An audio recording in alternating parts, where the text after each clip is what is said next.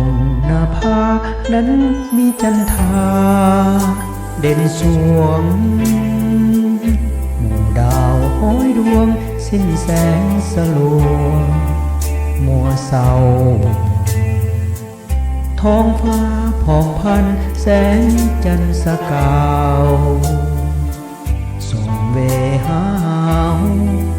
เหมือนเป็นเจ้าแห่งราตรีอยู่ใต้ห่มฟ้าเนื้อท้องนาทีถิ่นฐานสตรีห้อยพันบ่งามเทียบทันนางนี้สวยซึ่งยิ่งเหลือล้ำข้ากวีน้อยสิ้นราคีเป็นสีคุ้นเมืองกระเดื่องนางยิ้มนางเหมือนหนึ่งจะตรึงโลกหยุดแสนบริสุทธิ์พาใจว่าบามดวงตาเปรียบคล้ายประกายเพชรงามหวานถ้อยน้ำคำยามเอ่ยจีโอ้นวลนางฟ้าลงลอยลงมาจากสวงให้คนทั้งปวงได้สิทธิ์สมสมหรือนี่นางงามเพียบพร้อมด้วยคุณความดียอดแห่งนารีเป็นสี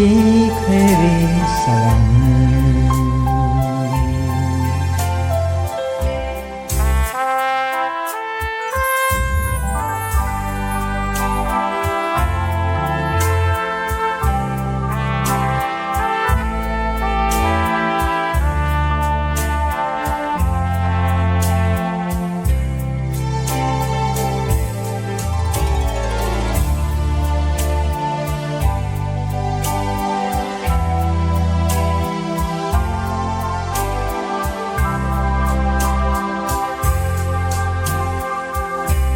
ยิ้มนางเหมือนหนึ่ง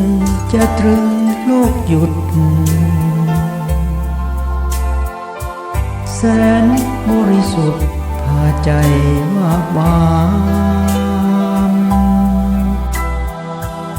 ดวงตาเปรียบคล้ายประกายเพชรงามหวานถ้อยน้ำคำยามเอ่ยจีโอ้นวลนางฟ้าลงลอยลงมาจากสวงให้สนทั้งปวงได้สิทธิ์สมสมหรือนี่นางงามเพียบพร้อมด้วยคุณความดียอดแห่งนารีเป็นสีเทวีสวรรค์